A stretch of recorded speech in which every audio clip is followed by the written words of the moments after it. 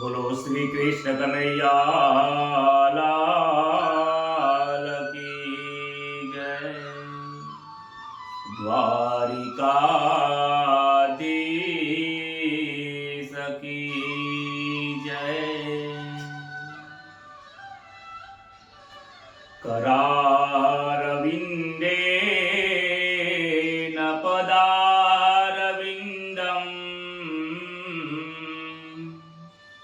मोखारविन्दे विनवेशयन्तम्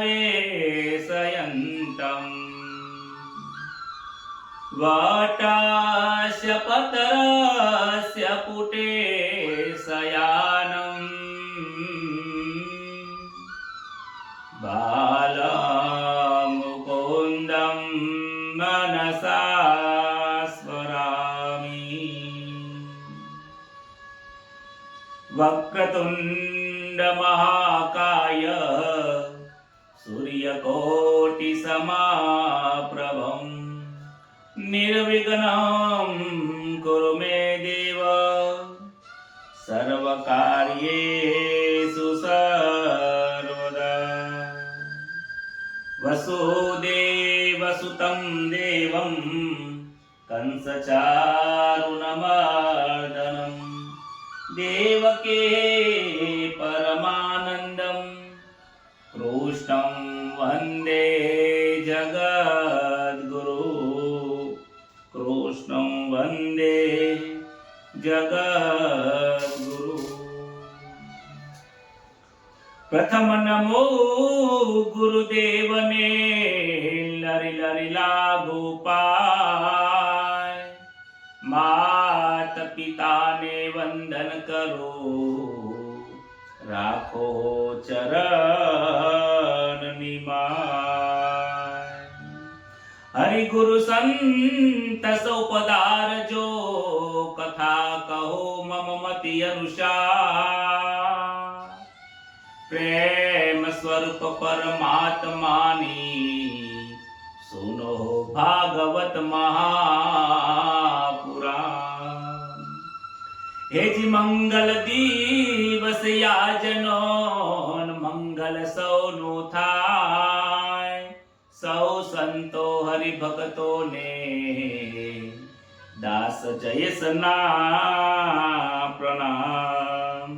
सौ संतो हरि भक्तो ने दास जयसना प्रणाम. श्री गणेशाय नमः. श्री परमात्मने नमः. परम पवित्र એવું જે પરમાત્માનું નામ, પરમ પવિત્ર એવું જે પરમાત્માનું સ્વરૂપ છે એ આ જીવાત્માને અત્યંત આનંદદાયી છે. પરમાત્માનું નામ, ઈશ્વરનું નામ એ દરેક જીવાત્માને કલ્યાણ કરનારું છે. ગીતાજીમાં ભગવાને શ્રી કૃષ્ણએ ગીતાજીમાં સંદેશ આપ્યો છે કે વૃક્ષોમાં પીંપર હું છું. પીંપરની આપણે સૌ પૂજા કરીએ છીએ. છોડમાં તુલસી હું છું. વૃક્ષોમાં પીંપર, છોડમાં તુલસી, પથ્થરમાં શાલિગ્રામ હું છું. રત્નોમાં માણિક રત્ન હું છું. ઋતુઓમાં વસંત ઋતુ હું છું. મનુષ્યમાં બ્રાહ્મણ છું. અને યજ્ઞાનામ જપ યજ્ઞોસ્મિ. યજ્ઞની અંદર જપ યજ્ઞ એ હું સાક્ષાત મારું સ્વરૂપ છું. કહે છે કે કળિયુગની અંદર નામનું સ્મરણ એ જીવાત્માને કલ્યાણકારી છે.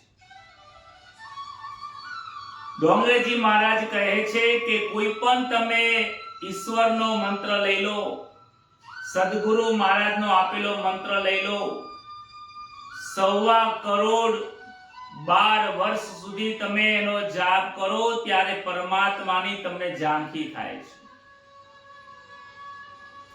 નારદજી કહે છે કે તમે જ્ઞાની છો. વ્યાસ મુનિને એમને પોતાના સ્વરૂપનો ઓળખાણ કરાવી છે, એમને દર્શન કરાવ્યા છે.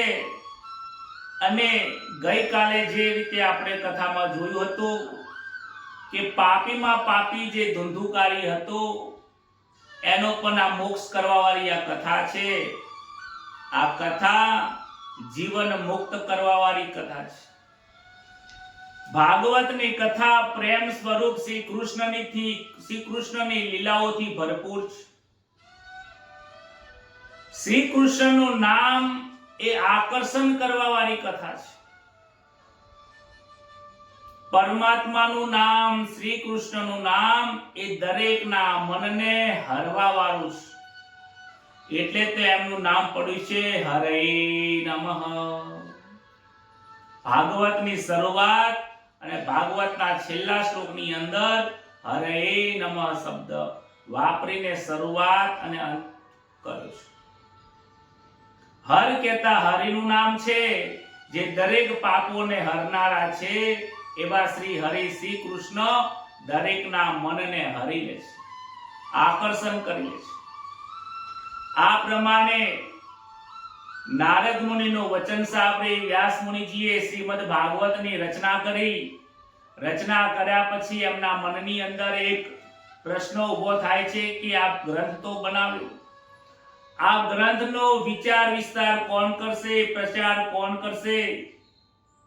તેમના મનની અંદર આ પ્રશ્ન ખૂબ રમતો હતો.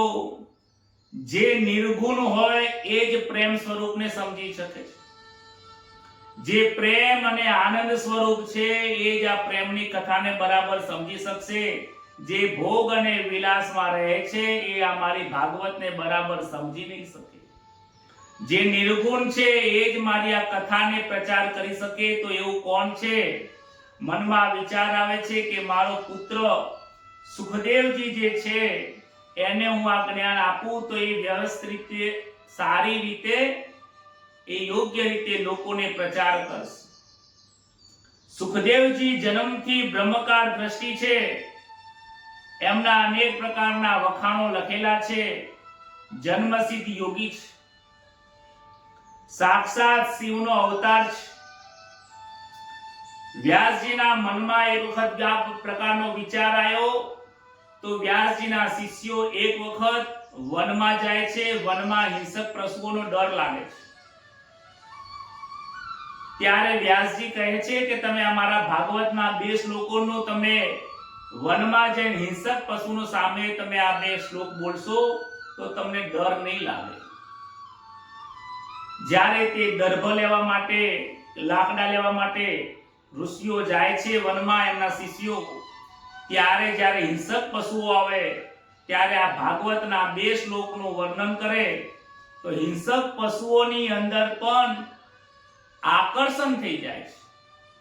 હિંસક વૃત્તિ હિંસક પ્રાણીઓમાંથી નિવૃત્ત થઈ જાય છે. એમાં પણ પ્રેમ દ્રષ્ટિ થઈ જાય છે. વ્યાસજી વિચારે છે કે ભાગવત મંત્ર મુગ્ધ કરવા વાળી આ કથા છે, તો કેમ નહીં આ મંત્રનો ઉપયોગ હું સુખદેવજી મહારાજ ઉપર કરું? શિષ્યોને કહે છે તમે વનમાં જાઓ, સુખદેવજી મહારાજને આ ભાગવતના કથાના 2 શ્લોક તમે ફક્ત સંભળાવો. મને પૂરો વિશ્વાસ છે કે આ 2 શ્લોક સાંભળીને સુખદેવજીને ભાગવતની કથા ભણવાનો ચોક્કસ વિચાર આવશે. ગુરુજીનો આદેશ લઈને વનમાં જાય છે. સુખદેવજી મહારાજને સમાધિ લગાવે છે. સ્નાન સંધ્યા કરી પૂજામાં બેસવાની શરૂઆત કરી. જેવા આંખો બંધ કરી પ્રાણાયામ કરી સમાધિમાં બેસે છે એટલામાં આ 2 શિષ્યો આવીને ત્યાં શ્લોક બોલે છે. શ્લોકને સાંભળ્યા પછી સુખદેવજીની સમાધિ છૂટી જાય છે. સમાધિનો ભંગ થયો છે. કારણ કે પોતે નિર્વિકાર છે, નિર્ગુણ બ્રહ્મની પ્રાપ્તિના આચાર્ય છે. આ 2 શ્લોકો સગુણ ભક્તિના શ્લોકો હતા. શ્લોકનો અર્થ થાય છે કે શ્રી કૃષ્ણ બાળ ગોપાળ સાથે વૃંદાવનમાં પ્રવેશ કરે છે મસ્તક ઉપર મોરનો મુકુટ ધારણ કરેલો છે, કરેણના પીળા કલરના પુષ્પો કાન ઉપર લટકાયેલા છે અને પીળું પીતાંબર પહેરેલું છે, 5 પ્રકારના સુગંધિત પુષ્પોની વૈજયંતી માળા ધારણ કરેલી છે. અરે વૃંદાવનના ધામમાં પવિત્ર એવા ચરણ કમળના ચિહ્નો પડવાથી વૃંદાવન ખૂબ રમણીય બન્યું છે. આ પ્રકારે શ્લોકનો પ્રતિભાવ સુખદેવજી મહારાજના હૃદયમાં પડે છે. સુખદેવજી મહારાજનું મન અને હૃદય એટલું પવિત્ર છે, એટલું નિર્મળ છે કે કોઈ જળ નિર્મળ હોય ને તો એમાં પ્રતિબિંબ ચોખ્ખું દેખાય છે, સ્પષ્ટ રીતે જણાઈ જાય છે. સુખદેવજી મહારાજનું હૃદય પણ એટલું પવિત્ર છે, નિર્મળ છે, કોમળ છે. એ પવિત્ર હૃદયની અંદર આ શ્લોકનો અંદર પ્રતિબિંબ પડે છે.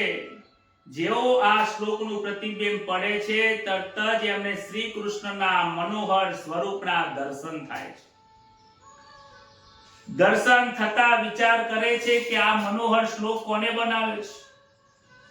આ સંસારમાં એવી કોઈ વસ્તુ નથી કે જેનાથી મારું મન આકર્ષણ થાય. આજે મારું મન આકર્ષણ કેમ થાય છે?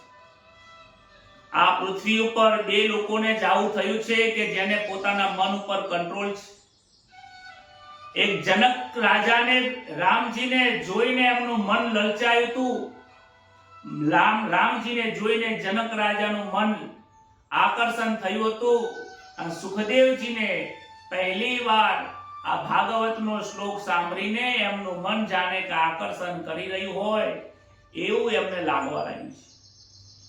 સુખદેવજી વિચાર કરે છે કે હું તો નિર્ગુણ બ્રહ્મની ભક્તિ કરું છું, મારે વળી આ સગુણ ભક્તિમાં ક્યાં જવું? સગુણમાં તો વસ્તુઓ જુએ, હું ક્યાંથી લાવું? લાલાને તો માખણ ભાવે, હું માખણ ક્યાંથી લાવીશ? આમ વિચારી કે નહીં, આપણે તો નિર્ગુણ ભક્તિ બરાબર છે. ફરીથી સમાધિમાં બેસે છે અને શિષ્યો ફરીથી શ્લોક બોલે છે. એ શિષ્યો નવો બીજો એક શ્લોક બોલે છે. એનો અર્થ થાય છે કે અરે રે કેવું આશ્ચર્ય છે. પૂતના જ્યારે સ્તનમાં ઝેર ભેળવીને આવી, સ્તનમાં ઝેર લગાવીને આવી, ભગવાન લાલાને મારવાની ઈચ્છાથી આવી હતી, પરંતુ એ પૂતનાને મારવાની ઈચ્છા હતી પણ લાલાએ સ્તનપાન કરીને પૂતનાનો ઉદ્ધાર કરી દીધો છે. આવો ઉદ્ધાર કરવા વાળો દયાળુ ભગવાન શ્રી કૃષ્ણ સિવાય બીજો કોઈ ન હોઈ શકીએ.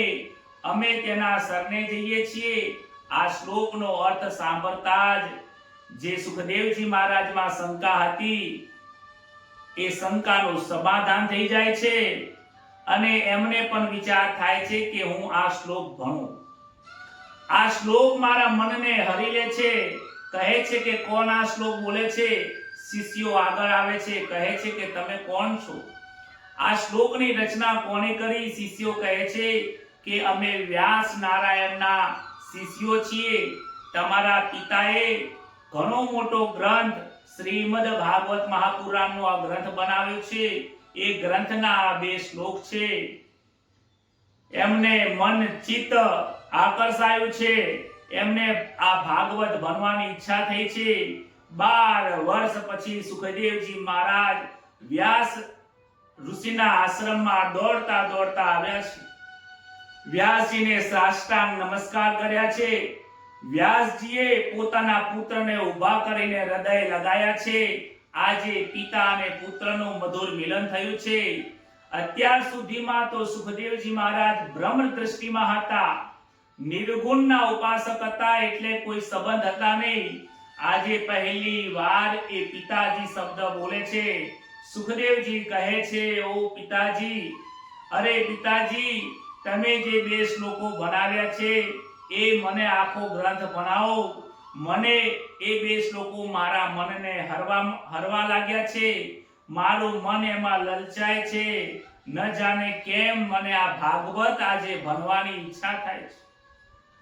જેનામાં પ્રેમ ઉત્પન્ન થાય, જ્યારે મન ઉત્પન્ન થાય, મનની અંદર પ્રેમનું સ્ફુરણ થાય ને, ત્યારે જ ભાગવત સાંભળવાની, ભાગવત શીખવાની, ભાગવત કથા કરવાનું મન થાય છે. સુખદેવજી મહારાજમાં આજે પ્રેમની લાગણીઓ અને ઈશ્વરની પ્રેમની ધારા સગુણ સ્વરૂપમાં પ્રવાહિત થાય છે. ભાગવતનો પ્રચાર અને પ્રસાર કેવી રીતે કરવો એ વિચાર આજે વ્યાસ મુનિને ચિંતાનો અંત આવ્યો છે. નિર્ગુણ બ્રહ્મ આજે સગુણ બ્રહ્મની પાછળ પાગલ બન્યા છે.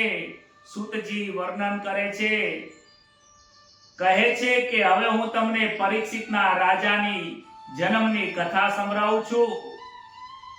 પરીક્ષિતનો જન્મ અને કર્મ કેવું હતું, પાંડવોના સ્વર્ગના માં પ્રાપ્તિ કેવી રીતે થઈ, પવિત્ર પાંડવોના વંશમાં પરીક્ષિતનો જન્મ થયો છે. આ લીલા હું તમને કહું છું, તમે સાંભળો. કહે છે કે મહાભારતનું યુદ્ધ પૂરું થયું ત્યારે અશ્વત્થામાએ વિચાર્યું કે પાંડવોએ કપટ કરીને મારા પિતાજીને મારી નાખ્યા છે. હું પણ કપટ કરીને પાંડવોને મારી નાખીશ, એમના પુત્રોને સાફ કરી દઈશ. આવો વિચાર આવે છે. રાત્રિનો સમય થયો છે. રાત્રિના સમય દરમિયાન પાંડવો સૂઈ રહ્યા હતા, નિરાંતે સૂઈ રહ્યા હતા. જ્યારે ભક્તો નિરાંતે સૂતા હોય ને, સદ શિષ્યો ભગવાનના સંતો જ્યારે નિરાંતે સૂઈ રહ્યા હોય ને, ત્યારે ભગવાનને ઊંઘ આવતી નથી. રાત્રે 1:30 વાગે ભગવાન જાગે છે. ભગવાન શ્રી કૃષ્ણ આવે છે, પાંડવોને કહે છે, હે અર્જુન, હે દ્રૌપદી, ઉઠો ઉઠો, ગંગાના કિનારે જવું છે. પાંડવો એક શબ્દ બોલતા નથી કે અમે યુદ્ધ કરીને થાક્યા પાક્યા ઊંઘ્યા છીએ, સવારમાં સ્નાન કરવા જઈશું, એમ કહેતા નથી. શ્રી કૃષ્ણ કહે એમ જ કરવું, બીજું કાંઈ ના કરવું. દ્રૌપદી કહે છે કે મારા પુત્ર ઊંઘ્યા છે, એમને પણ જગાડી દો. પુત્રોને જગાડવા જાય છે. પુત્રોને ઠંડી ઠંડી મજાની ઊંઘ આવતી હતી. આળસના કારણે એ સૂઈ રહ્યા છે, જગાડે છે પણ જાગતા નથી. ન જાગવાના કારણે કેટલો મોટો દુઃખ પ્રાપ્ત થાય છે એ આ કથા કહે છે. એમના પુત્રો કહે છે, માં અમને ઊંઘવા દો, અમને બહુ ઊંઘ આવે છે. માના વાત્સલ્ય ભાવના કારણે માં કહે છે, ભલે ભલે સૂઈ રહ્યા. પાંડવો અને દ્રૌપદીની સાથે નીકળી જાય છે. શ્રી કૃષ્ણ પણ જાય છે. આ બાજુ રાત્રે અશ્વત્થામા આવે છે અને દ્રૌપદીના 5 પુત્રોનો નાશ કરી દે છે. દ્રૌપદીને ખબર પડી છે. આજે દ્રૌપદી ઘણું રુદન કરે છે, હે કનૈયા, મારા 5 પુત્રો મરી ગયા છે. આજે દ્રૌપદી ખૂબ વિલાપ કરે છે, બહુ દુખી છે. આંખોમાંથી અશ્રુની ધારા વહી જાય છે. પરંતુ આજે દ્વારિકાધીશને ન જાણે કેમ દયા નથી આવતી. દયા એટલા માટે નથી આવતી કે ભગવાને એક વખત જગાડવાનો પ્રયત્ન કર્યો હતો. જે જીવાત્મા જગાડ્યા પછી પણ જાગતો નથી, એનું મરણ અત્યંત નજીક આવતું હોય છે. સદગુરુ મહારાજ શિષ્યોને વારંવાર સમજાવે છે કે ભાઈ તું સમજી જા, ભાઈ તું સમજી જા. આ મનુષ્ય અવતાર મળ્યો છે, પછી આ અવતાર નહીં મળે. આ સમય ભાગવતની કથા સાંભળીને જાગવા માટેની કથા છે. જાગી જાઓ, જાગી જાઓ. નહીં જાગો તો એક વખત મરણ આવીને ઊભું રહેવાનું છે. અશ્વત્થામાને મારવા માટે અર્જુને પ્રતિજ્ઞા લીધી છે. અશ્વત્થામા અને અર્જુનનું ઘણું બધું મોટું યુદ્ધ થયું છે. યુદ્ધની અંદર ગુરુનો પુત્ર હોવાથી મારવાની ઈચ્છા તો નથી થઈ, પરંતુ એને બંદી કરીને દ્રૌપદીની પાસે લાવ્યા છે. પુત્રના શોકમાં રડતી દ્રૌપદી અશ્વત્થામાને પોતાના આજ્ઞામાં આવતો જોઈને ખૂબ દુખી મનથી કહે છે કે હે અર્જુન, તમે અશ્વત્થામાને પકડશો નહીં, અશ્વત્થામાનું અપમાન કરશો નહીં, અશ્વત્થામાને મારશો નહીં. ભલે એને મારા બાળકોને મારી દીધા હોય, પરંતુ એ આપણા ગુરુનો પુત્ર છે. અરે એ બ્રાહ્મણનો પુત્ર છે. ગૌ હોય ગાય, બ્રાહ્મણ અને કુવાસી, એને દુઃખ અહીં નથી કરવાતું. માટે તમે એમને છોડી દો, એને મારશો નહીં. અશ્વત્થામા પણ વિચાર કરે છે કે દ્રૌપદી ખરેખર વંદનીય છે. એના વિશે મેં જે સારું સારું સાંભળ્યું છે, લોકો એના વખાણ કરે છે કે ખોટા નથી. મેં એના પુત્રોને મારી દીધા છે, છતાં પણ એ મારા માટે મારે ઉપર કેટલી દયા રાખે છે. પરોપકાર અપકારનો બદલો ઉપકારથી આપવો પડે છે. દ્રૌપદી બોલી ઉઠ્યા, તમે એને છોડી દો, આપણા ગુરુનો પુત્ર છે. એમના ગુરુની પાસેથી આપણે વિદ્યા ભણી છે. જેની પાસે આપણે વિદ્યા ભણી હોય એ પરિવારનું આપણે અહિત ના કરવું જોઈએ. અરે તમે એને મારશો તો એની માં દુખી થઈ જશે. એમની માં ગૌતમી બહુ દુખી થશે. હજી હું તો સધવા છું. અશ્વત્થામાને મારશો તો એની માં વિધવા માં પણ પુત્ર વગરની થઈ જશે. અરે હું પુત્ર વગરની છું, મારું દુઃખ આટલું બધું થાય છે, તો તમે અશ્વત્થામાને મારશો તો એની માને કેટલું દુઃખ થશે. માટે તમે એને છોડી દો, તમે અશ્વત્થામાને મારશો નહીં. દ્રૌપદીના હૃદયમાં આજે દયાનો ભાવ જાગ્યો છે. ભીમ કહે છે કે મનુસ્મૃતિમાં લખ્યું છે કે હત્યારા હોય એને મારવામાં કોઈ પાપ લાગતું નથી. દ્રૌપદી શ્રી કૃષ્ણ ત્યારે સમજાવે છે કે હે ભીમ, તારી વાત સાચી છે, મનુસ્મૃતિની વાત સાચી છે, પરંતુ બ્રાહ્મણ, કુવાસી, ગાય હોય, કાંઈ પણ નાનું મોટું કોઈ ભૂલ કર્યું હોય તેને મૃત્યુદંડ આપવામાં નથી આવતું. કોઈ પણ વ્યક્તિ હોય એ એનું કર્મનું ફળ ચોક્કસથી ભોગવે છે. માટે તમે એક કામ કરી શકો છો, કોઈ પણ વ્યક્તિનું અપમાન કરવું એ એના મરણ તુલ્ય ગણાય છે. આવું પણ મનુસ્મૃતિમાં લખ્યું છે. જીવનમાં કોઈનું અપમાન ન કરવું, અપમાન કરવું એ પણ એને મરણ તુલ્ય ગણાય છે. ભીમે વિચાર્યું કે એનું અપમાન કરીએ તો બાકી શું રહે છે.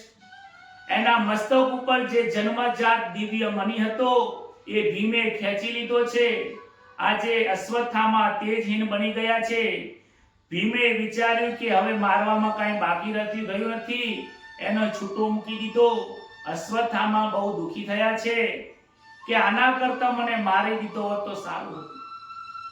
અરે આ તો ઘા ઉપર એમને મીઠું નાખ્યું છે, મને બહુ દુખી કર્યો છે, મને મારી નાખ્યા હોત તો વધારે સારું હતું. હવે હું એમને છોડવાનો નથી. ઉત્તરાના પેટની અંદર પાંડવોનો એકમાત્ર ઉત્તરાધિકાર છે. તે ગર્ભનો નાશ થાય હું પ્રયત્ન કરીશ. આ પાંડવોનો વંશ સંપૂર્ણ નાશ થાય હું પ્રયત્ન કરીશ. આવું વિચારીને ઉત્તરાના ગર્ભની ઉપર અશ્વત્થામાએ બ્રહ્માસ્ત્ર છોડ્યું છે. જેવું બ્રહ્માસ્ત્ર છૂટે છે, ઉત્તરાના પેટમાં ગરમી વધી ગઈ છે, પેટ બળવા લાગે છે, વ્યાકુળ થયા છે. ઉત્તરાજી દોડતા દોડતા શ્રી કૃષ્ણના ચરણમાં આવ્યા છે. હે કૃષ્ણ, મારું તમે રક્ષણ કરો. કનૈયાને ખબર પડી ગઈ. ભગવાન શ્રી કૃષ્ણ સુદર્શન ચક્રની સાથે ઉત્તરાના ગર્ભમાં જઈને આ બાળકનું રક્ષણ કર્યું છે. પરીક્ષિતનું રક્ષણ કર્યું છે. પરીક્ષિતને ચતુર્ભુજ દર્શન થયા છે. પરીક્ષિતને આનંદ થયો છે. ડોંગરેજી મહારાજ કહે છે કે ભગવાન ક્યારેય કોઈના ગર્ભમાં જતા નથી. માતા કૈકેયીના ઘરે જન્મ લીધો તો ગર્ભનો ફક્ત ભાવ કરાયો છે, એ પ્રગટ થયા છે બાળ સ્વરૂપમાં. દેવકીના ત્યાં ભગવાન શ્રી કૃષ્ણએ જન્મ લીધો તો ત્યાં પણ એમણે ફક્ત ભાવ કરાયો છે ગર્ભનો, એ ક્યારે ગર્ભમાં ગયા નથી. ગર્ભ એ નરક છે. નરકની અંદર જીવાત્માનો જન્મ થાય છે, ભગવાનનું તો પ્રાગટ્ય થાય છે. પણ ડોંગરેજી મહારાજ કહે છે ભક્તોના રક્ષણ માટે આજે ભગવાન ગર્ભમાં જઈને પણ રક્ષા કરે છે. બોલો રાધે રાધે. જે ભગવાનના શરણમાં જાય છે પછી ભગવાન જોતા નથી કે આ શું છે. ગર્ભની અંદર મળ અને મૂત્ર, લોહી અને માંસ રહેલું છે. એ નરક સિવાય બીજું કાંઈ નથી. દ્રૌપદીએ એમની પુત્ર વધુને સમજાવ્યા હતા કે હે ઉત્તરા, તારા જીવનમાં જ્યારે જ્યારે કોઈ તકલીફ આવે ને, બીજા કોઈને યાદ ના કરતી, તું મારા શ્રી કૃષ્ણના શરણે જજે. માટે આજે શરણે ગઈ અને એના ગર્ભનો બચાવ થઈ ગયો છે. પરીક્ષિતનું રક્ષણ કર્યું છે અને ત્યાં જય જયકાર થયો છે. ત્યારબાદ દ્વારિકાધીશ પરીક્ષિતનું રક્ષણ કર્યા પછી તેઓ કુરુક્ષેત્ર અને હસ્તિનાપુરથી દ્વારકા તરફ નીકળી ગયા છે. કુંતાજીને ખબર પડી છે કે દ્વારિકાની અંદર જાય છે, ભગવાન શ્રી કૃષ્ણ અમને છોડીને જઈ રહ્યા છે. ત્યારે રસ્તામાં જે રસ્તામાં રથ જવાનો હતો, એ રથના રસ્તામાં કુંતાજી આવીને ઊભા છે, બે હાથ જોડીને ઊભા છે, આંખો ભીની છે, શરીર ઘસાઈ ગયું છે, ઉંમર વધી ગયેલી છે. શ્રી કૃષ્ણની નજર પડી એટલે સારથી દારૂકને કહ્યું કે હે સારથીજી, હે દારૂક, તમે રથ ઉભો રાખો. ફઈબા, તમે અત્રે માર્ગમાં કેમ ઊભા છો? શ્રી કૃષ્ણ રથમાંથી ઉતર્યા છે. કુંતાજી શ્રી કૃષ્ણને આજે વંદન કરે છે. આમ તો રોજનો એવો નિયમ હતો કે શ્રી કૃષ્ણ કુંતાજીને રોજ વંદન કરવા જાય છે. આજે કુંતાજી શ્રી કૃષ્ણને વંદન કરે છે. શ્રી કૃષ્ણ કહે છે, અરે માં, અરે મૈયા, તમે આ શું કરો છો? તમે અમારા ફઈ છો, તમે અમને વંદન કરો એ નથી સારું લાગતું. અમારે તમને વંદન કરવાના હોય. કુંતાજી કહે છે, આજ સુધી પ્રભુ હું તમને એમ માનતી હતી કે તમે મારા ભાઈના પુત્ર છો, મારો ભત્રીજો છો. પરંતુ તમારી કૃપા અમારા ઉપર થઈ એટલે મને મારા સ્વસ્વરૂપની ઓળખાણ થઈ છે. આજે મને પ્રભુ સમજાયું છે કે તમે જ સર્વેશ્વર છો. હે કૃષ્ણ, તમે યોગીઓનો ધ્યાન હરવાવાળા છો. હે કૃષ્ણ, તમે કોઈના દીકરા હોય જ ના શકો. તમે તો સર્વના પિતા છો, તમે સર્વના પૂજનીય છો. આજે આ કુંતાજી દાસ્ય ભક્તિ અને વાત્સલ્ય ભક્તિને મિશ્રિત ભક્તિ કરી છે. દાસ્ય ભક્તિ અને વાત્સલ્ય ભક્તિની સાથે વંદન કરે છે. મર્યાદામાં, ભક્તિમાં દાસ્ય ભાવ ખૂબ મહત્વનો છે. અર્જુનજી બહુ દુઃખમાં હોય ત્યારે ભગવાનની ભક્તિ કરે છે. કુંતાજી સુખમાં ભક્તિ કરે છે અને ભીષ્મ પિતામહ અંતકારે ભક્તિ કરે છે. કુંતાજી બે હાથ જોડીને વંદન કરે છે, હે પ્રભુ, હે કૃષ્ણ, તમે અમને છોડીને કેમ જાઓ છો? તમે અમને છોડીને જાશો નહીં, તમે અમારી પાસે રહો. કૃષ્ણ કહે છે કે દ્વારિકાથી સંદેશો આવ્યો છે, મારે જવું પડશે. કહે છે કે તમારે જવું હોય તો ભલે જાઓ, પરંતુ મારી એક માગણી છે, એ સ્વીકારતા જાઓ. હે કનૈયા, તમારો અમારા ઉપર બહુ ઉપકાર છે. હે કનૈયા, તમે અમને સુખમાં અને દુઃખમાં બહુ સાથ આપ્યો છે. હે કનૈયા, જ્યારે ભર સભાની અંદર દ્રૌપદીના ચીરહરણ થતા હતા ત્યારે તમે અમારી લાજ રાખી. ઝેરના લાડુ ભીમને ખવડાયા ત્યારે તમે લાજ રાખી. લાક્ષાગૃહની અંદર તમે અમારી લાજ રાખી. હે કનૈયા, આજે અમારો સુખનો સમય ચાલુ થયો અને તમે અમને છોડીને જાઓ છો. તમારે જવું હોય તો ભલે જાઓ, તમારા સંદેશો પ્રમાણે, પરંતુ એક આશીર્વાદ મને આપતા જાઓ, એક વચન મને આપતા જાઓ. શ્રી કૃષ્ણ કહે છે કે બોલો કે શું જોઈએ છે તમારે? ત્યારે કહે છે કે મારે બીજું કાંઈ જોઈતું નથી, બસ મારે તો એટલું જ જોઈએ છે કે તમે મને દુઃખ આપો. તમે અમને જે દુઃખમાંથી જે સુખ આપ્યું છે એ સુખ તમે લઈ લો અને આ દુઃખની અમને પ્રાપ્તિ કરાવો. જ્યાં સુધી અમારી પાસે દુઃખ હતું, હે કનૈયા, તમે અમને છોડીને ગયા નથી. આજે સુખના સમયમાં તમે અમને છોડીને જાઓ છો. આ રીતે તમે અમને છોડીને જાઓ યોગ્ય નથી. કુંતાજીએ આજે જે માગ્યું છે એવું આ પૃથ્વી ઉપર ક્યારેય કોઈએ માગ્યું નથી અને ભવિષ્યમાં કોઈ માંગવાનું નથી. દયનીય સ્થિતિમાં દાસ્ય ભાવની અંદર કૃષ્ણ જોડે દુઃખ માંગે છે? વિચાર કરો, એવા ભક્તો કોણ છે? ભક્તો સુખ માંગે છે, ભક્તો ભક્તિ માંગે છે, ભક્તો મોક્ષ માંગે છે, પરંતુ આજે કુંતા મૈયા શ્રી કૃષ્ણની પાસે દુઃખ માંગે છે. કહે છે કે દુઃખમાં અમને ભક્તિ થાય છે, દુઃખમાં અમને ભક્તિનું સ્મરણ થાય છે, અને ભક્તિમાં તમારું સ્મરણ થાય છે, અને તમારા સ્મરણના કારણે તમે અમારી પાસ રહો છો. અમે નથી ચાહતા કે તમે અમારાથી દૂર થાઓ. કુંતાજી સ્તુતિ કરે છે. ભક્તોની સ્તુતિ સાંભળીને ભગવાન શ્રી કૃષ્ણ રાજી થાય છે. ભક્તોને ભગવાન નારાજ ક્યારે કરતા નથી. કુંતાજીનો આવો ભાવ જોઈને શ્રી કૃષ્ણ કુંતાજીની સાથે રાજમહેલની અંદર પાછા આવ્યા છે.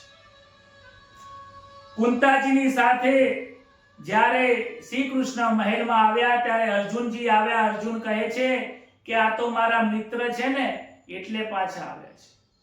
દ્રૌપદી કહે છે કે ના, દ્રૌપદી કહે છે કે એમની આંગળીમાં લોહી આવ્યું હતું ત્યારે મેં પાટો બાંધ્યો હતો, અને એ પાટો બાંધ્યો એટલા માટે મારી પાસે આવ્યા છે.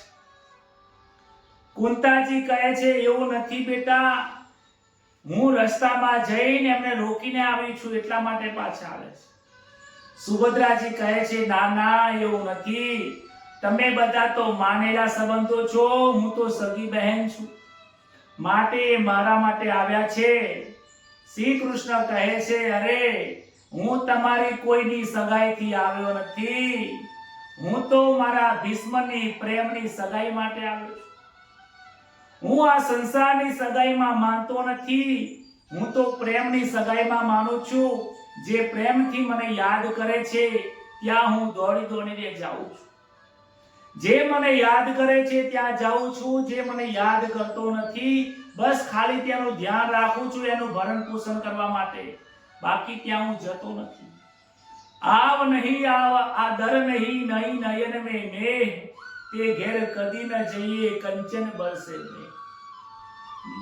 જ્યાં પ્રેમ ના હોય, આવકાર ના હોય ત્યાં શું કરવાનું? કૃષ્ણ પણ કહે છે કે મને મારો ભીષ્મ મને બોલાવી રહ્યો છે, એ મને યાદ કરે છે. મેં એમને વચન આપ્યું હતું કે હે ભીષ્મ, હે દાદાજી, હું તમારા અંતકાળે જરૂર આવીશ. ભીષ્મ પિતાનું મરણ કેવી રીતે થાય છે? તે સૈયા ઉપર સૂઈ રહ્યા છે, હૃદયમાં શરીર ઉપર અનેક જગ્યાએ બાણ વાગેલા છે, બાણની સૈયા છે, આરામ કરી રહ્યા છે. મહાભારતનું ત્યાં યુદ્ધ સંપૂર્ણ થયું છે. દુર્યોધન બાકી હતો. દુર્યોધન ત્યાં ગંગાજળ લઈને આવે છે, કહે છે મહારાજ તો દાદાજી આ પાણી પીઓ.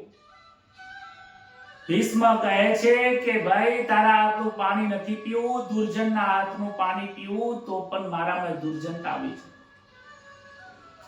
અર્જુન એક બાણ જમીનમાં મારે છે, ગંગાજી પ્રગટ થાય છે, અને ત્યાં ગંગાજળનું એ સેવન કરે છે, અને હૃદયને થોડી શાંતિ મળે છે. આંખો બંધ કરીને વિચાર કરે છે કે હે પ્રભુ, તમે મને વચન આપ્યું હતું કે તમે મને ક્યારે મળશો, હું અંતવેરાએ આવવાનો છું. હે પ્રભુ, મારું શરીર સુકાઈ ગયું છે, રૂડી રૂપારિયા મારી કાયા હતી હવે જીર્ણ થઈ રહી છે. હે પ્રભુ, આંખે દેખાતું નથી, કાને સંભળાતું નથી. હે પ્રભુ, જીવન હવે મારું અંત તરફ થઈ રહ્યું છે. કાર રાજા આવું થઈ રહ્યા છે, વિચારો મરવાના આવી રહ્યા છે. હે પ્રભુ, તમે કહ્યું તું કે હું દર્શન દેવા માટે આવીશ, ક્યારે આવીશ? આવી રીતે ભગવાનની એ સ્તુતિ કરે છે. કહે છે રૂડી રૂપાળી કાયા જીર્ણ થાતી, ગમે ત્યારે પડી જાશે પ્રભુજી મારા, વહેલા રે આવજો. આ રૂડી રૂપાળી કાયા ગમે ત્યારે પડી જશે, હે વાલા તું જલ્દી આવી જા. આંખો તો હવે દેખાતું નથી, કાન તો હવે વિદાય માંગતા, પડ્યો તારી રાહ જોઉં રે વાલા વેલા રે આવજો. હવે હું આ સૈયા ઉપર ઊંઘ્યો છું, ખાટલામાં પડ્યો રહ્યો છું, આંખે દેખાતું નથી, મોંખેથી બોલાતું નથી, કાનેથી સંભળાતું નથી, શરીરમાં રોગો ભરાઈ ગયા છે. આ પડ્યા પડ્યા આ જીવાતમાં પ્રભુને પુકાર કરે છે, પ્રભુ આવ. આ બાણ સૈયા ઉપર ઊંઘ્યો છું, તારી રાહ જોવાય છે, તું આવી જા. શ્રી કૃષ્ણની ઈચ્છા હતી કે ભીષ્મ પિતામહની જોડે ધર્મનું જ્ઞાન ઘણું બધું છે, મરતા મરતા એમની પહેલા એમનું જ્ઞાન ધર્મરાજાને મળે તો વધારે સારું હતું. એટલા માટે ધર્મરાજા યુધિષ્ઠિરને લઈને એ ભીષ્મ પિતામહની પાસે જાય છે. બધા ઋષિઓ ભીષ્મ પિતામહનું મરણ જોવા માટે આવ્યા છે, અંતકાલ જોવા આવ્યા છે. અનેક ઋષિઓ આવ્યા છે, અનેક રાજાઓ ત્યાં ઊભા છે. ત્યાં શ્રી કૃષ્ણ અને ધર્મરાજાનો ત્યાં આવીને ઊભા છે. બધાને આનંદ થાય છે. ભીષ્મ પિતામહ બે હાથ જોડીને વંદન કરે છે. હે પ્રભુ, તમે ખૂબ મોડું ના કરશો, મને તમારા દર્શન આપો. શ્રી કૃષ્ણ કહે છે કે આ ધર્મરાજાને કંઈક પૂછવું છે તમને. તમે આ ધર્મરાજાને કંઈક ધર્મનો સંદેશ આપતા જાઓ. ત્યારે ભીષ્મ પિતામહ કહે છે કે હે પ્રભુ, વાત સાચી છે. ભીષ્મ યુધિષ્ઠિરના મનની શંકાઓ તો હું પછી કહું, પરંતુ મારા મનની એક શંકા છે, તમે પ્રશ્ન સોલ્વ કરો. મારા મનની શંકાનું તમે સમાધાન કરો. મેં મારા જીવનમાં મન વચન કર્મથી ક્યારે પાપ કર્યા નથી, તો આ જન્મમાં મારે સૈયા ઉપર કેમ સુવાનો વારો આવ્યો છે? શ્રી કૃષ્ણ કહે છે કે હે દાદાજી, તમે જીવનમાં કોઈ પાપ નથી કર્યું, એટલા માટે તો અંતકાળે આવ્યો છું. જે પાપી જીવ હોય છે એના અંતકાળે હું આવતો નથી. બોલો રાધે રાધે. અંતકાળે તો ત્યારે જ ભગવાન આવે છે કે જ્યારે કોઈ નિષ્પાપી હોય છે. હે દાદાજી, તમે કોઈ પાપ કર્યું નથી, પરંતુ પાપને તમે જોયું છે. દાદાજી કહે છે કે મેં પાપ જોયું એવું મને યાદ આવતું નથી. કૃષ્ણ કહે છે દાદાજી, તમને તો શાનું યાદ આવે? પાપ કર્યા પછી જીવાત્મા ભૂલી જાય છે, પરંતુ મારે યાદ રાખવું પડે છે. હે દાદાજી, હું દરેકનું પાપ અને પુણ્ય યાદ રાખું છું. જેનું જેવું કર્મ એવું એને ફળ ભોગવ્યા વગર છૂટકો નથી. યાદ કરો કે ભરી સભામાં દુશાસન દ્રૌપદીના ચીરહરણ કરી રહ્યો હતો. અરે માથાના વાળ ખેંચી રહ્યો હતો, એના વસ્ત્ર ખેંચી રહ્યો હતો. એને નિર્વસ્ત્ર કરવાની એને પ્રતિજ્ઞા લીધી હતી. તમારા ચરણમાં આવીને અને અનેક લોકોના ચરણમાં આવીને દ્રૌપદી તમારી પાસે ન્યાય માંગતી હતી, પરંતુ તમે એ દિવસે મૌન રહ્યા હતા. જે 5 પતિઓ હતા એ જુગારમાં હારી ગયા હતા, તો હારેલા લોકો એ નવો દાવ ન ખેલી શકે. તો આ દ્રૌપદીને શા માટે દાવમાં મૂકવામાં આવી?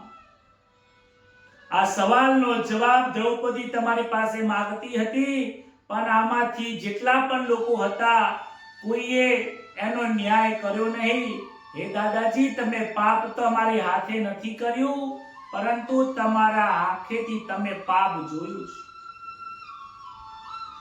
અરે પાપને જોવાથી પણ આ ફળ પ્રાપ્ત થાય છે. એમને ખબર પડી. પિતામહ બે હાથ જોડીને ક્ષમા માંગે છે, પોતાની ભૂલ સ્વીકાર કરી છે. ભગવાન શ્રી કૃષ્ણના અમી દ્રષ્ટિથી એમનું આ દુઃખ શાંત થયું છે.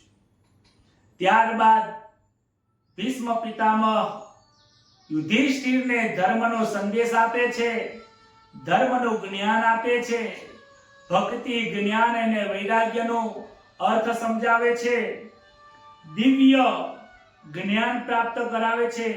સ્ત્રી ધર્મ, રાજ ધર્મ, મોક્ષ ધર્મ, વ્યવહાર ધર્મ એ બધું જ મહાભારતના શાંતિ પર્વની અંદર બહુ જ વિસ્તારથી અમને જ્ઞાન પીરસ્યું છે.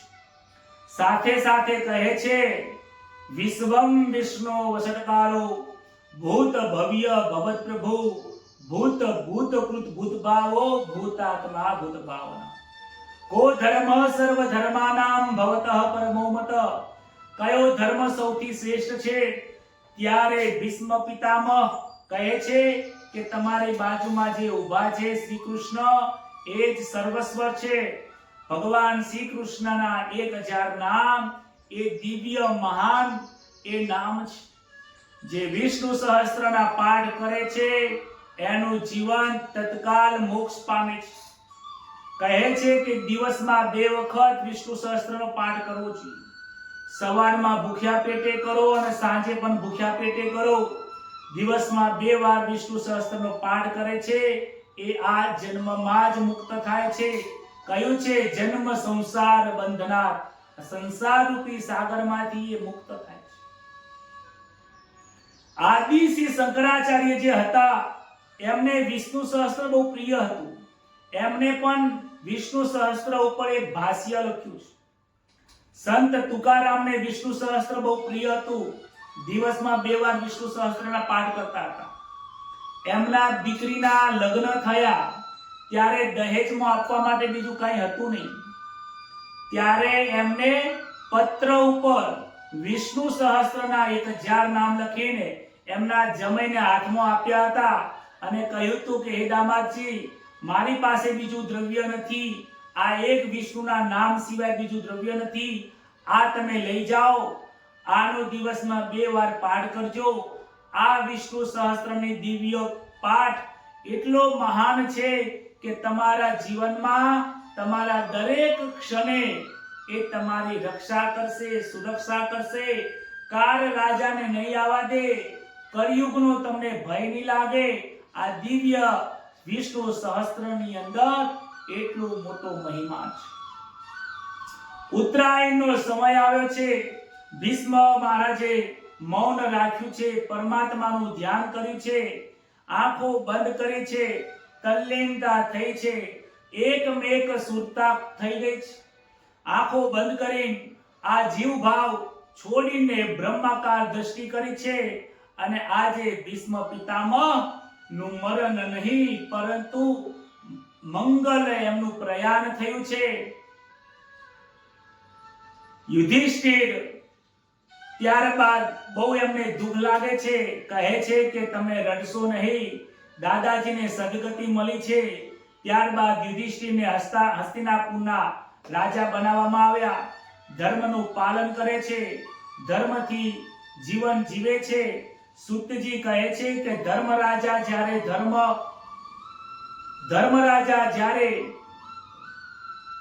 હસ્તિનાપુરમાં રાજ કરવા લાગ્યા ત્યારે સુખ અને શાંતિ સમૃદ્ધિથી આખું પૃથ્વી ઉપર છવાઈ ગયું છે. ચારે કોર આનંદ ને આનંદ છે. દરેક લોકો પ્રભુનું નામ લે છે. લેશ માત્ર કોઈને દુઃખ નથી. એટલા માટે દુઃખ નથી કારણ કે ધર્મરાજા એમની પ્રજાને ધર્મનું જ્ઞાન આપે છે. જ્યાં ધર્મનું જ્ઞાન આપવામાં આવે છે એ પ્રજા દુઃખી થતી નથી. આજના સમાજમાં ધર્મનું જ્ઞાન નહિવત થઈ ગયું છે. અરે નહિવત છોડો, ધર્મનું જ્ઞાન પીરસાતું જ નથી. આજનું જ્ઞાન એ પેટ ભરવા માટેનું જ્ઞાન થઈ ગયું છે. અને મા બાપ પણ પોતાના બાળકોને રેસનો ઘોડો જાણે ના હોય એ પ્રમાણે કેરિયર બનાવવામાં ઘોડાની જેમ દોડતા મૂકી દીધા છે. કોમળ બાળક ઉપર મોટા પુસ્તકોનો ભાર મૂકી દીધો છે.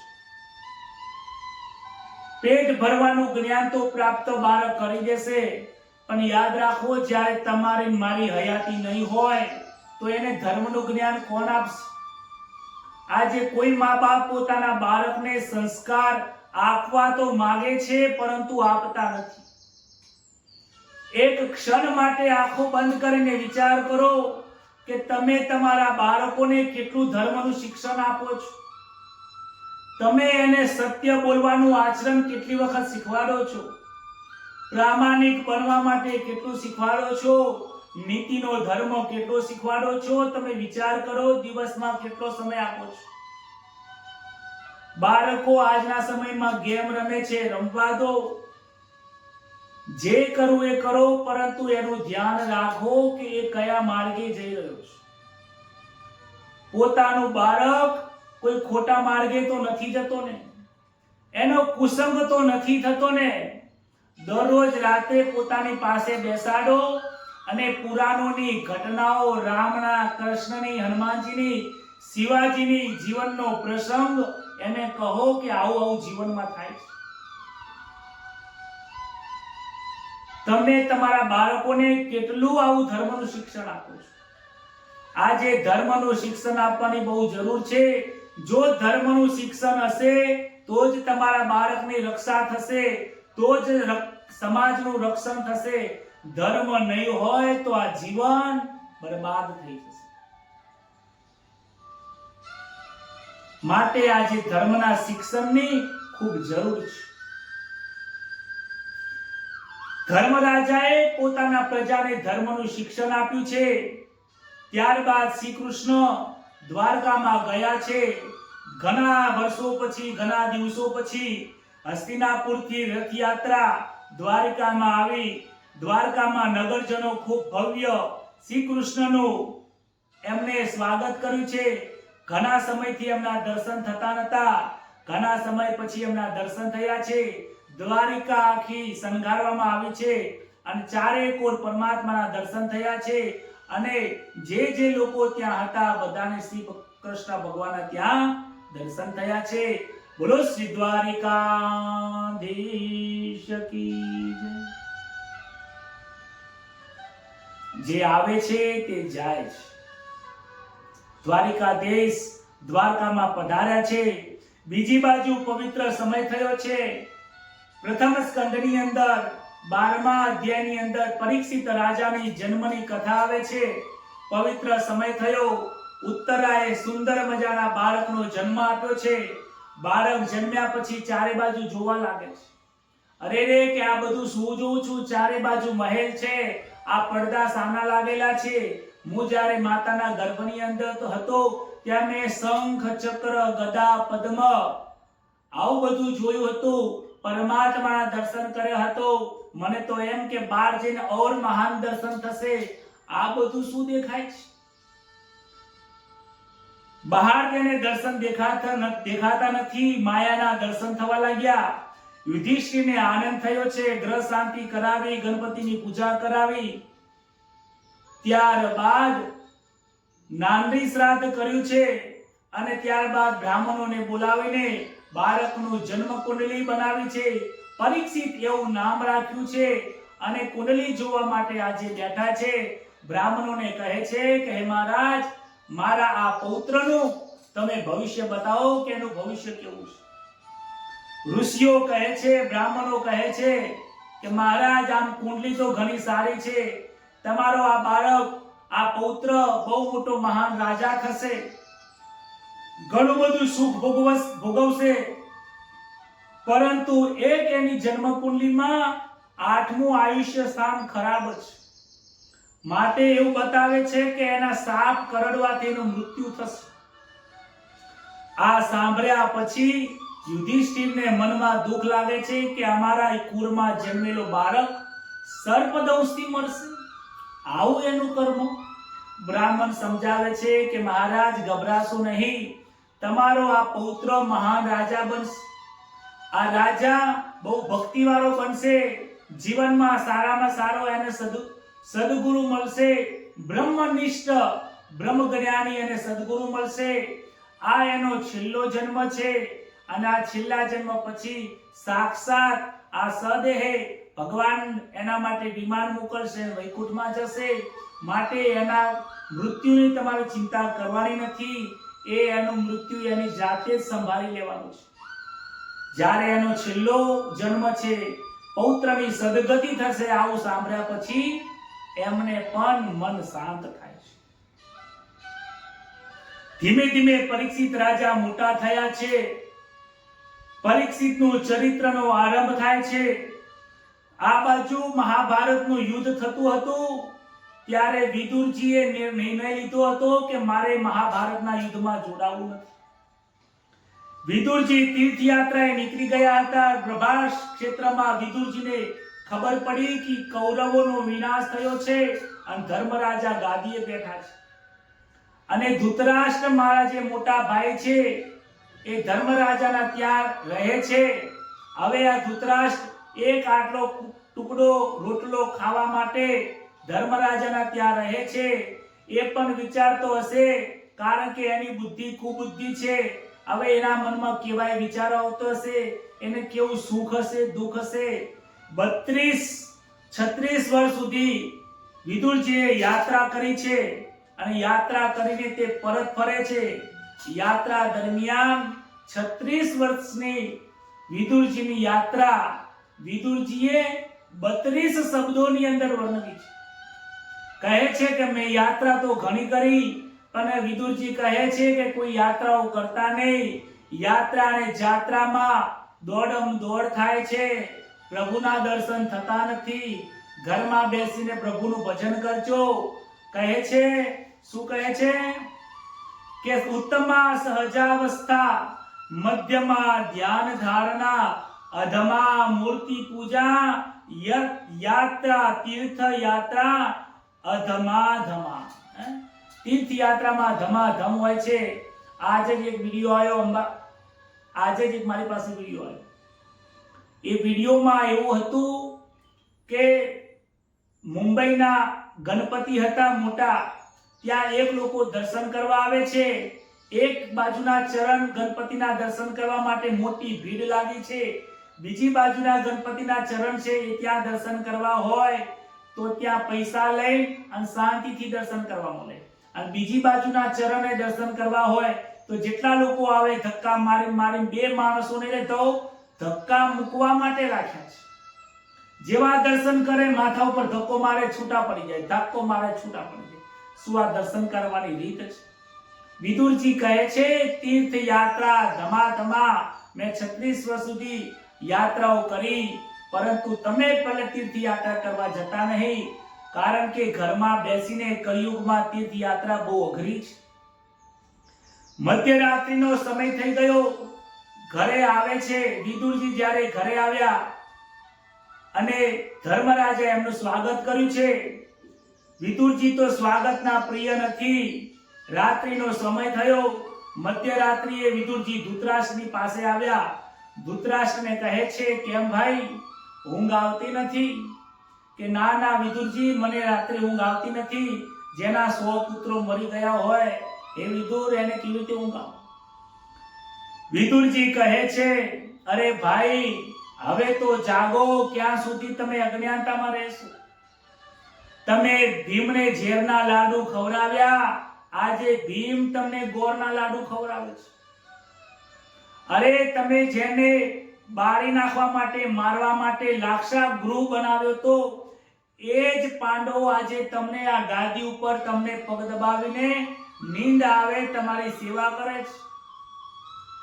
આ પાંડવો સારા છે એટલા માટે અપકારનો બદલો ઉપકારથી આપે છે. આ પાંડવો સારા છે એટલે તમારી સેવા કરે છે. ધૃતરાષ્ટ્ર કહે છે હા, ભત્રીજા બહુ લાયક છે, માટે એ મારી બહુ સેવા કરે છે, એટલે મને બધું દુઃખ ઓછું થાય છે.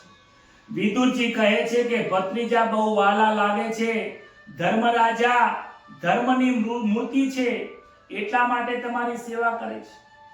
એ સંતો છે માટે એ સંતો ક્યારે પણ દુર્જનના જેવો સ્વભાવ લાવતા નથી. લોકો સંતોની સામે ગમે તેટલું ખરાબ વર્તન કરે, સંતો એમનો સ્વભાવ છોડતો નથી. જેમ દુર્જનતા છોડતો નથી, એમ સજ્જનો પોતાની સજ્જનતા છોડતા નથી. એ ભાઈ, તમે અમે મોહ છોડો, તમે આ ઘર છોડો. તમારા મસ્તક ઉપર મને કાળના રાજા દેખાય છે, તમારા મસ્તક ઉપર મને મૃત્યુ દેખાય છે. તમે ઘર છોડી દો, આજે નહીં તો કાલે તમારે ઘર છોડવું પડશે. એ ભાઈ, તમે ઘર નહીં છોડો તો યમરાજા આવીને તમને મારીને ખેંચીને લઈ જશે. યમરાજાના 2 થપ્પડ ખાઈને 2 માર ખાઈ પછી આ ઘર છોડશો તો એની પહેલા માની જાઓ. એ ભાઈ, તમે માની જાઓ, હવે છોડો, તમે નીકળી જાઓ. ધૃતરાષ્ટ્ર કહે છે ભાઈ, તારા કે વાત સાચી છે, પરંતુ હું આંધળો છું, તારી ભાભી પણ આંખે પાંટો બાંધેલો છે. જઈએ તો અમે બંને જણ ક્યાં જઈએ? વિદુરજી કહે છે કે જો તમારે ખરેખર ભગવાનનું ભજન કરવા માટે ઘર છોડવું હોય તો હું તમારી સાથે આવું છું. સવારે જઈશું તો ધર્મરાજા જવા નહીં દે, માટે અત્યારે જ તમે ઘર છો. આ કથા ઉપરથી જાણવાનું છે કે આજે જ ઘર છોડો, એટલે ઘર છોડીને આપણે હરિદ્વાર નથી જવાનું. એ સમય તો એટલા માટે જતા હતા કારણ કે એ વખતે તીર્થો જેવા હતા. આજે તીર્થ નથી રહ્યા. ત્યાં એકલી પ્રજાઓના કાદવ કીચડ થઈ ગયા છે. આજે તીર્થમાં પણ અશાંતિ થઈ ગઈ છે. પહેલા ઘર એટલા માટે છોડતા હતા કે ઘરમાં અશાંતિ હતી અને જંગલમાં શાંતિ હતી. આજે જંગલ રહ્યા નથી, તીર્થ રહ્યા નથી, માટે ઘરમાં જ શાંતિથી ભગવાનનું ભજન આજે કરવું. પણ કયું ઘર છોડવાનું કહે છે? આ દેહમાં જે મમતા રૂપી જીવાત્મા છે એને મમત્વ રૂપી તમે છોડી દો. આજે જ છોડી દો. આજે આ ત્રીજા નંબરના દિવસથી ભાગવતથી આ વિદુરજી આપણને છોડવાનું કહે છે. રાત્રિનો સમય થયો. ધૃતરાષ્ટ્ર ગાંધારીની સાથે અને વિદુરજીની સાથે નીકળી ગયા છે. સવાર પડી. ધર્મરાજાનો નિયમ હતો દરરોજ કાકાના દર્શન કરવા આવે છે અને કાકાજીના રૂમની અંદર આવે છે તો દેખાતા નથી. આખા મહેલની અંદર ફરી વળ્યા પરંતુ કાકા દેખાતા નથી. આખા મહેલની બહાર પણ ફરી વળ્યા, ગોતમ ગોત કરી પણ ક્યાં મળતા નથી. ધર્મરાજાને યુધિષ્ઠિરને લાગ્યું કે નક્કી અમે એમના પુત્રોને મારી નાખ્યા, એમને દુઃખ થયું છે એટલે કદાચ આત્મહત્યા કરવા માટે નીકળી. જ્યાં સુધી મને મારા કાકા મળે નહીં, ધૃતરાષ્ટ્ર કાકા મળે નહીં, ત્યાં સુધી મારે અન્ન જળનો ત્યાગ કરવો છે, ખાવું નથી. વિચાર કરો કેટલો પ્રેમ છે. આ મોહ નથી, આ પ્રેમ છે, આ સેવાની ભાવના છે. એ વખતે નારદ મુનિ ત્યાં નારાયણ નારાયણ કરીને આવે છે કે હે ધર્મરાજા તમે શોક ના કરશો. ધૃતરાષ્ટ્રજી જે ગયા છે એ વિદુરજી એમને બરાબર લઈ ગયા છે. એમને જ્યાં જવાનું હતું ત્યાં ગયા છે. આજથી 15મા દિવસે એમનું મરણ સુધરવાનું છે, માટે તમે ચિંતા કરશો નહીં. એક જણનું મરણ થાય તો પાછળ બીજાએ તૈયારી રાખવાની છે. એમની પાછળ તમે રડશો નહીં. રડવાનું પોતાના માટે છે. આજે લોકો બીજાના માટે રડે છે, અરે રે આ મરી ગયો. પણ ડોંગરેજી મહારાજ તો કહે છે હે જીવાત્માઓ, આ મરી ગયો છે એટલા માટે નથી રડવાનું. એ ગયો છે, હવે તારે પણ જવાનું છે. તું તારી જાત ઉપર રડ. એ તો ભગવાનની પ્રાપ્તિ કર્યા વગર ગયો છે. તારી પાસે સમય છે તો તું તારા સમયને સુધારી લે. હે ધર્મરાજા, હવે તમારી પાસે પણ સમય નથી. 6 મહિના છે. દ્વાપર યુગની સમાપ્તિ થાય છે, કળિયુગ બેસવાનો છે. તમે પણ હવે સ્વર્ગમાં જવાની તૈયારી કરો. નારદજી કહે છે કે ભગવાનની કૃપાથી તમને સાવધાન કરવા આવ્યો છું. જેમ ધૃતરાષ્ટ્રને સાવધાન કરવા માટે વિદુરજી આવ્યા હતા, એ જ રીતે હું તમને સાવધાન કરવા માટે આવ્યો છું. 6 મહિના પછી કળિયુગની સમાપ્તિ કળિયુગ બેસવાનો છે, દ્વાપર યુગની સમાપ્તિ થાય છે. ચિંતા કરશો નહીં, હવે તમે તમારી ચિંતા કરો. આમ કહીને નારદ મુનિ નીકળી ગયા છે. નારદ મુનિનું વચન સાંભળ્યા પછી ધૃતરાષ્ટ્રના મનમાં શોક ઉત્પન્ન થયો છે. ધૃતરાષ્ટ્રે ત્યારબાદ અનેક યજ્ઞ કર્યા છે, અનેક દાન પુણ્ય કર્યા છે. જ્યારે ખબર પડી કે હવે આપણે સત્કર્મ કરવું પડશે, કારણ કે હવે આપણી પાસે સમય નથી. જે પણ કાંઈ પોતાની પાસે છે એનું સત્કર્મ કરો. સત્કર્મ કરશો તો બીજા જન્મમાં તમારી સાથે મૂડી આવશે. શ્રી કૃષ્ણ જ્યારે દ્વારકામાં ગયા હતા ત્યારે અર્જુનને સાથે લઈને ગયા હતા. પ્રભુની ઈચ્છા એવી હતી કે યદુકુલનો વિનાશ થાય તો સારું, અને યદુકુલનો વિનાશ એમની ઈચ્છાથી થયો છે. હવે ભીમ અને ધર્મરાજાની વચ્ચે સંવાદ ચાલી રહ્યો છે કે જલ્દીથી અર્જુન આવી જાય તો સ્વર્ગારોહણ કરીએ. કળિયુગ બેસવાની તૈયારીમાં છે. એટલામાં તો સંવાદ ચાલતો હતો, એટલામાં અર્જુન આવે છે. અર્જુનનું તેજ જોઈને યુધિષ્ઠિર કહે છે કે હે અર્જુન, તું આટલો નિસ્તેજ કેમ થઈ ગયો છે? હે અર્જુન, તારી ગાંડીવ અને ધનુષ્ય ક્યાં ગયા છે? હે અર્જુન, તું શા માટે રડી રહ્યો છે? તારું તેજ ક્યાં ગયું? તું કોઈ ખોટું કરીને તો નથી આવ્યો ને? હે અર્જુન, તું શા માટે બોલતો નથી? તું બોલ. મારા મનની અંદર અનેક પ્રકારનું શોકનું વાતાવરણ છવાયું છે.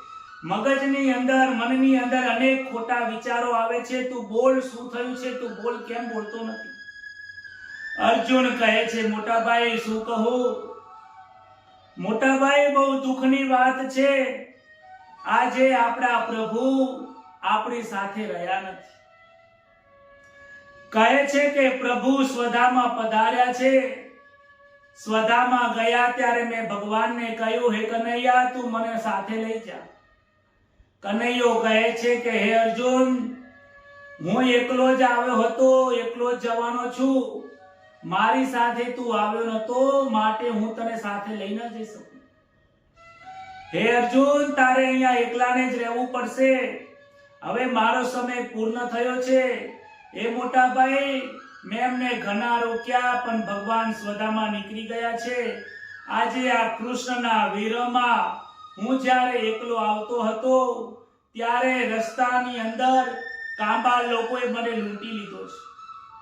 ત્યારે તો મને ખાતરી થઈ છે કે આ મહાભારતના યુદ્ધની અંદર લડવાની જે મારી તાકાત હતી, એ મારી તાકાત નથી, એ મારા કૃષ્ણની હતી.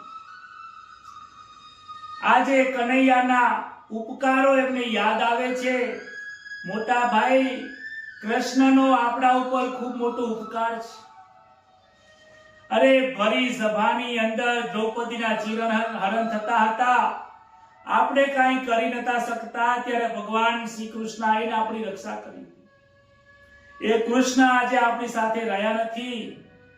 ભીમને ઝેરના લાડુ ખાધા હતા અને એને મારવાનો પ્રયાસ થયો, ત્યારે શ્રી કૃષ્ણએ બચાવ્યા હતા. અરે, શ્રી કૃષ્ણના ઉપકારો ભૂલાય એટલા નથી. દુર્યોધને કપટ કરીને આપણા ઘરે 88,000 ઋષિઓને મોકલ્યા હતા. દુર્વાસા મુનિને આપણા ઘરે પારણા કરવા માટે મોકલ્યા હતા. મોટા ભાઈ, આપણા ઘરે ત્યાં ખાવા માટે ભોજન નતું. એ સમયે દ્રૌપદીએ શ્રી કૃષ્ણને પ્રાર્થના કરીને શ્રી કૃષ્ણ દોડતા આવ્યા હતા અને એક ભાજીનો ટુકડો ખાઈને 88,000 ઋષિઓને ભરપેટ પેટ ભરાવી દીધું.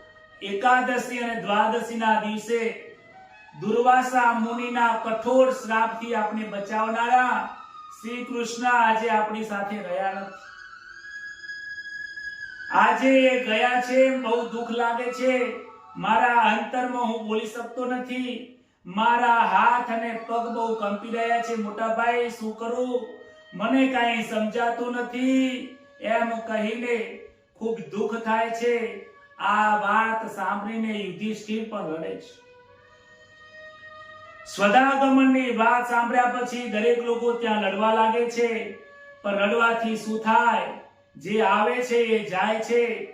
પરમાત્માનો તો જન્મ નથી, પરમાત્માનું મૃત્યુ નથી. પરમાત્મા તો લીલા કરવા માટે આવે છે. અધર્મનો જ્યારે નાશ થાય છે, ધર્મની સ્થાપના થાય છે, ભગવાન એમનું કાર્ય પૂર્ણ કરીને એ એમના રસ્તે નીકળી જાય છે. યુધિષ્ઠિરે સ્વધાગમનની શરૂઆત કરી છે. સ્વર્ગારોહણનો નિર્ણય કર્યો છે. પરીક્ષિતને રાજ્યની ગાદી સોંપી છે. પાંડવો દ્રૌપદીની સાથે હિમાલય તરફ પ્રયાણ કર્યું છે. સુખદેવજી અને શંકરાચાર્ય મહારાજે જે રસ્તે જે માર્ગ પકડ્યો હતો, એ જ કેદારનાથ વાળો રસ્તો એમને પકડ્યો છે.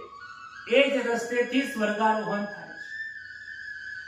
જીવનમાં કયો પંથ પકડવો એ બહુ જરૂરી છે. આજે પંથ તો લોકો બહુ પકડે છે, પણ ખબર નથી કે એને પકડેલો પંથ શું ઈશ્વર જોડે લઈ જશે.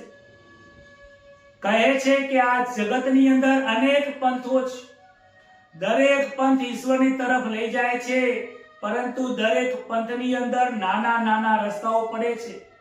કોઈ માર્કેટિંગ કરવા માટે લઈ જાય છે, કોઈ સ્ટોલમાં ઊભા રાખે છે, કોઈ તિલક કરવા માટે ઊભા રાખે છે, કોઈ ગાયની સેવા માટે લઈ જાય છે, કોઈ ઝાડુ પોતા કરવા માટે બોલાવે છે. પરંતુ એ પંથમાં જઈને વિચાર કરો કે એ પંથમાં જઈને બ્રહ્મનું જ્ઞાન તમને પ્રાપ્ત ન થાય તો એ પંથમાં જવાનું શું કામ છે? જીવનમાં માર્ગ અને પંથ એવો પકડજો કે જેનાથી તમારું પણ જીવનમાં કલ્યાણ થાય.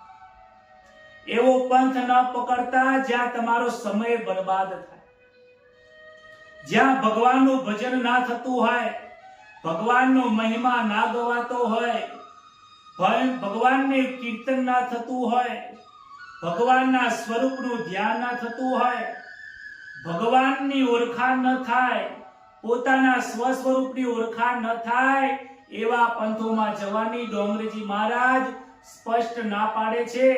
આજે આ પાંડવોએ સ્વર્ગારોહણનો પંથ પકડ્યો છે, સ્વર્ગમાં જવાનો પંથ પકડ્યો છે. સ્વર્ગમાં જતા, હિમાલયમાં જતા પ્રથમ દ્રૌપદીનું પતન થયું છે. એમનું શરીર પહેલા ઓગળી ગયું છે. ઓગળી જવાનું કારણ એમને 5 પતિઓ હોવા છતાં પણ એમને અર્જુન ઉપર વધારે પ્રીતિ હતી. બીજા નંબરમાં સહદેવનું પતન થયું.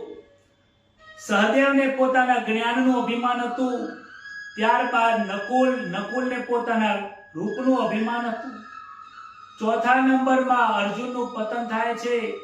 અર્જુનને પોતાના પરાક્રમનું અભિમાન હતું. 5મા નંબરની અંદર ભીમનું પતન થાય છે, કારણ કે એમની થોડી ઘણી વાસનાઓ ભોજનમાં રહી ગઈ હતી. એ બધાને સ્વર્ગમાં તો જાય છે, પરંતુ સદેહ નથી જતા. અને છેલ્લે ધર્મરાજા રહે છે. ધર્મરાજા એકલા સ્વર્ગમાં જાય છે. ત્યાં સ્વર્ગના દરવાજાઓ ખુલે છે, પુષ્પની ત્યાં વૃષ્ટિઓ થાય છે, અને ત્યાં પાર્ષદો આવે છે, અને ગોલોકમાં એમનો વાસ થાય છે. એવું નથી કે દ્વાપર યુગની અંદર જ લોકો સદેહે ભગવાનની પ્રાપ્તિ થતા. આ કલી કાળની અંદર પણ સદેહે 2 ભક્તો એવા છે કે જે વૈકુંઠમાં ગયા છે. એક તો સંત તુકારામ છે કે એમના ઘરે બહાર એમને લેવા માટે પાર્ષદો આવ્યા હતા. કેટલી પરિપક્વતા વાળી એમની ભક્તિ હશે. જ્યારે વૈકુંઠમાંથી એમને લેવા આવે છે ત્યારે તુકારામ એમની પત્નીને કહે છે, દેવી, વૈકુંઠમાંથી ભગવાનના પાર્ષદો આવ્યા છે લેવા માટે, જરા તમે પણ ચાલો, મને લેવા આવ્યા છે, તમે પણ વૈકુંઠમાં ચાલો. ઘરમાં બેઠા બેઠા પત્ની કહે છે, મહારાજ, તમારે જાઓ તો જાઓ વૈકુંઠમાં, મને તો અહીંયા સંસારના વિષયોમાં બહુ આનંદ આવે છે. તુકારામ બીજી વખત બોલતા નથી. વિમાનમાં બેસી જાય છે, સદેહે વૈકુંઠમાં જાય છે. ત્યારબાદ એમની જે પત્ની હવે હોય છે, ઘણું દુઃખ થાય છે, વિલાપ કરે છે, પરંતુ ખબર છે ને, સમય વીત્યા પછી ગમે તેટલો વિલાપ કરો એનો કોઈ અર્થ રહેતો નથી. એવી જ એક કથા મીરાબાઈની છે. મીરાબાઈને એમના જીવનની અંદર મેવાડમાં અનેક પ્રકારના દુઃખો પડ્યા હતા. પ્રભુનું અપમાન થતું હતું, એટલા માટે મીરાબાઈએ ઘર છોડ્યું હતું. ભગવાનની ભક્તિ મેવાડમાં કરવા દેતા નતા, એટલા માટે એમને ગુજરાતમાં આવી ગયા. જ્યારે મીરાબાઈએ ઘર છોડ્યું, મેવાડ છોડ્યું, એટલે મેવાડની અંદર વિધર્મી લોકો આવીને ત્યાં ત્રાસ આપવા માંડ્યા. ત્યારે ત્યાંના સંતો કહેવા લાગ્યા કે અહીંયાથી મહાન જે સંત મીરા હતી એ નીકળી ગઈ, ગુજરાતમાં ગયા છે, માટે આ મેવાડનું પતન થાય છે. હે રાજન, તમે ગમે તેમ કરો, તેમને અહીંયા બોલાવી દો.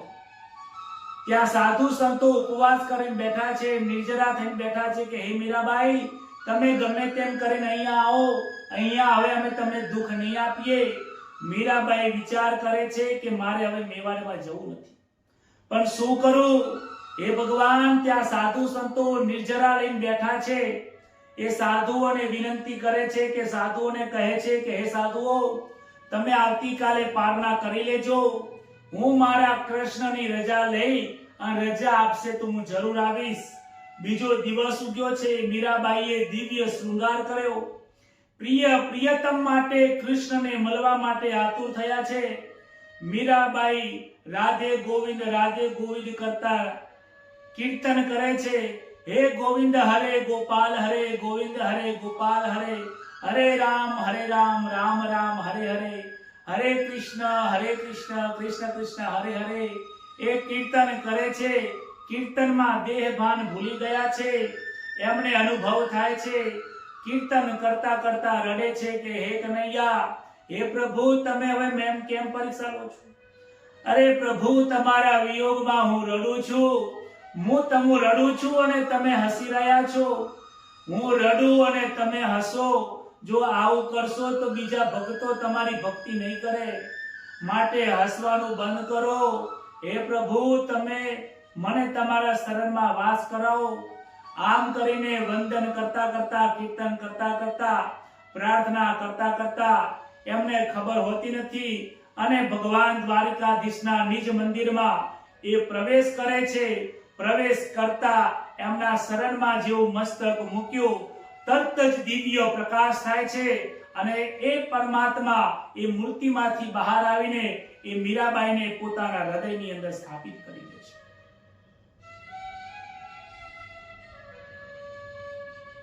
એક તુકારામ અને મીરાબાઈ આ બંને આ કળિયુગની અંદર 300-400 વર્ષ પહેલા સદેહે વૈકુંઠમાં ગયા છે.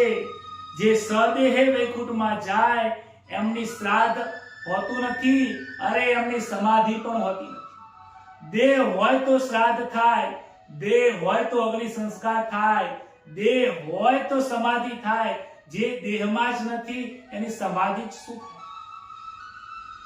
ભગવતનું નામ, ઈશ્વરનું નામ એટલું બધું પરિપક્વ જ્યારે થઈ જાય છે, એટલું બધું જ્યારે દિવ્ય બની જાય, ત્યારે આ જડ જે દેહ છે, આ જડતાની અંદર પણ ચેતન સ્વરૂપ પરમાત્મા પ્રગટ થઈ જાય છે. આ જડતાની અંદર પણ ચેતન આવી જાય છે અને એ ચેતન 5 તત્વોને પણ લીન કરી નાખે.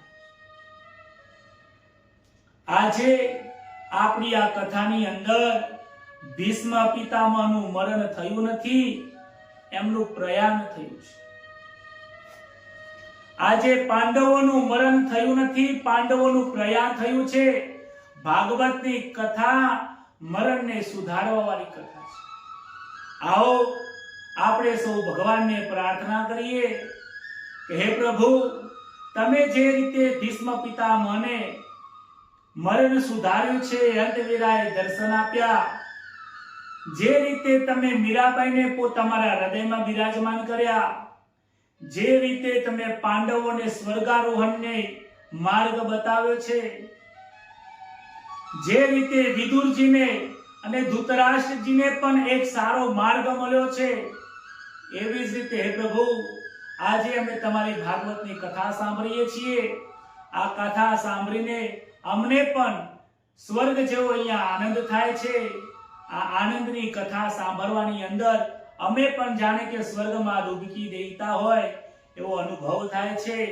હે પ્રભુ, આ અનુભવની પ્રકાશ, આ અનુભવનો પ્રકાશ, આ અનુભવ રૂપી જ્ઞાન હંમેશા માટે અમારા હૃદયમાં રહે, તમારી ભક્તિ મળે, એ જ પ્રાર્થના કરું છું.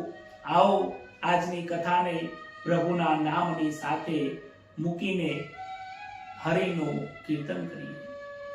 હરે રામ રામ રામ હરે હરે, હરે કૃષ્ણ કૃષ્ણ કૃષ્ણ હરે હરે, હરે રામ રામ રામ હરે હરે, હરે કૃષ્ણ કૃષ્ણ કૃષ્ણ હરે હરે, હરે રામ રામ હરે હરે, હરે કૃષ્ણ કૃષ્ણ કૃષ્ણ હરે હરે. કૃષ્ણ કનૈયા લાલ કી द्वारिकाधीश की जय, आज के आनंद की जय, भागवत भगवान की जय। नमः पार्वती पतये, हर हर महादेव।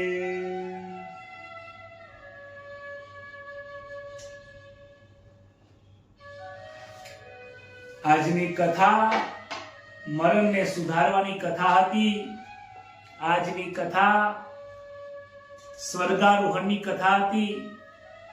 પ્રભુને પ્રાર્થના કરું છું કે જે લોકોએ આ કથા સાંભળી છે અને સાંભળવાના છે, સૌને સ્વર્ગની પ્રાપ્તિ કરાવે, સૌને અંધકારના સમયે પ્રભુના દર્શન થાય, એ જ પ્રાર્થના કરું છું। આ કથાને જન સિદ્ધિ સુધી પહોંચાડજો। બને તો આ ચેનલ સબસ્ક્રાઇબ કરી રાખજો, જેથી તમને અવારનવાર આવા વિડીયો મળ્યા કરે। અને તમારા આ કથા સાંભળ્યા પછી તમને હૃદયમાં કેવો ભાવ પ્રગટ થાય છે, અંતર શું બોલે છે, એ અંતરના ઉદ્ગારો, અનુભવ આજના વોટ્સઅપમાં લખજો, ગ્રુપમાં લખજો। સૌ સંતોને જય શ્રી કૃષ્ણ, શુભરાત્રિ।